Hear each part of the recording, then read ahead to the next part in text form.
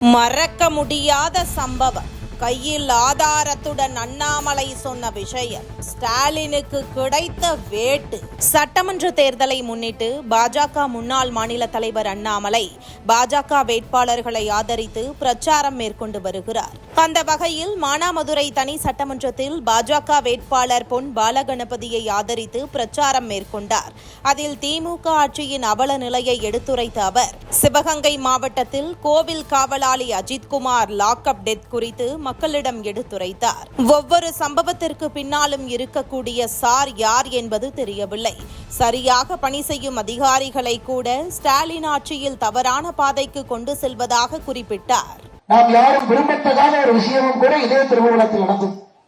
மணப்புறம் பத்திரகாளியம்மன் கோவில்ல தற்காலிக பாதுகாவலராக இருந்த அஜித்குமார் அவரை காவல்துறை 10 சவரன் தங்க நகை காணாமல் போயது நிகிதான் ஒருத்தர் புகார் கொடுக்கிறான்.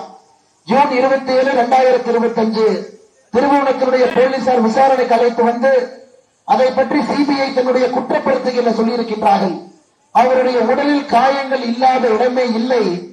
மிருகத்தனமான தாக்குதல், மிளகாய் பொடி தூவப்பட்டு சித்திரவதை செய்யப்பட்டிருக்கின்றார்கள் என்று சிபிஐ தன்னுடைய குற்றப்பத்திரிகையிலே சொல்லி சம்பந்தப்பட்ட போலீஸ் அவர்களுக்கு எல்லாம் பெயில் நிராகப்பட்டிருக்கிறது.